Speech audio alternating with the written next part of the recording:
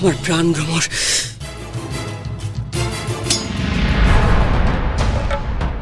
অধর্ম হবে নাশ, মহা সর্বনাশ।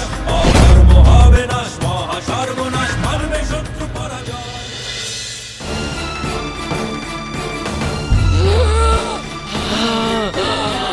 মরে যাই লাকটিমা। ওর হাত থেকে পেরান আমরা কেড়ে নেলা। আমার মাথা বন বন করে ঘুরছেলা, আমি শ্বাস নিতে পারছি না।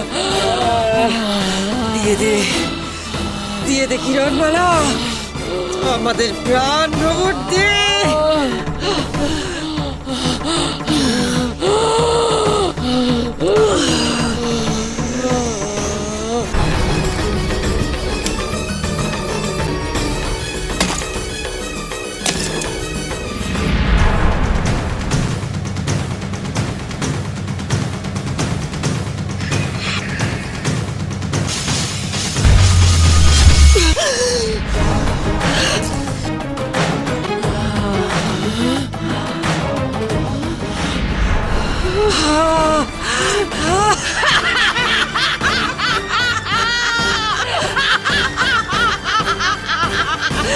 কিরণমালা, এবার কি করবি? এবার তুই কি করবি? তুই মারবি আমাদের, কিন্তু আমাদের মারতে গেলে তোকে যে নিজেকেও মেরে ফেলতে হবে।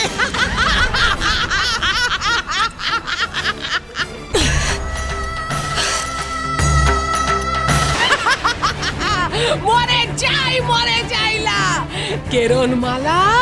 তুই কি না এখন আমাদের পেরান মোমরার প্রহরী? কেন এই নিষ্ঠুর পরিহাস করছো আমার সাথে? আমাকে উপায় বলে দাও, কি করব আমি? কিরণমালা, তোর আদি পিতা তোকে 3 দিন 3 প্রহর সময় দিয়েছিল, তাই না? কিন্তু সেই সময় যে প্রায় শেষ। কি হবে এবার? এই সময় যদি শেষ হয়ে যায় কিরণমালা, আর তুই কোনোদিনও আমাকে মারতে পারবি না। আমি হব সর্বশক্তিমান, ত্রিভুবনেশ্বরী হব আমি, রাক্ষসী রানী কটকটি। আর তারপর তোদের সব কটাকে পিঁপড়ের মতো টিপে মারবো আমি। কটকটি, মরতে তোমাকে হবে কটকটি। আর তোমাকে মারার জন্য যদি কিরণমালাকে মৃত্যুবরণ করতে হয়, আমি তাতেও প্রস্তুত। আমি মরবো। মরে যাই লাকটিমা। এসব কি বলছে কিরণমালা? মা, কিরণমালার ফাঁদে তুমি পা দিও না। ও জেনে শুনে এসব করছে আমাদের ঘাবড়ে দেওয়ার জন্য। ও ভাবছে একবার যদি আমরা ওই শিঙা বার করে প্রাণ ভ্রমরদের ওর শরীর থেকে বার করে আনি, তাহলে সেই সুযোগেও আমাদের মেরে ফেলতে পারে। একদম ওর ফাঁদে পা দিও না মা। ওই শিঙাটা আনলেই তো কিরণমালাকে আর মরতে হয় না, ওকে বাঁচানো যাবে। কিরণমালার কথায় কান দিও না। যদি কিরণমালার শরীর থেকে প্রাণ ভ্রমরা বার করে নিয়ে আসে, ও আমাদের মেরে ফেলবে। মা, কিরণমালার কথায় কান দিও না। তো বন্ধুরা, আমার এই নাটকটি, আমার এই কিরণমালার নকল নাটকটি কেমন হলো?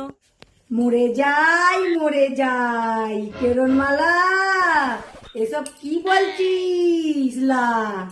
এখন তুই আমাদের পেরান ভোমরার প্রহরী। তো বন্ধুরা, কেমন লাগলো? যদি ভালো লাগে তোমরা আমার পাশে থেকো, লাইক কমেন্ট শেয়ার করো, ঠিক আছে?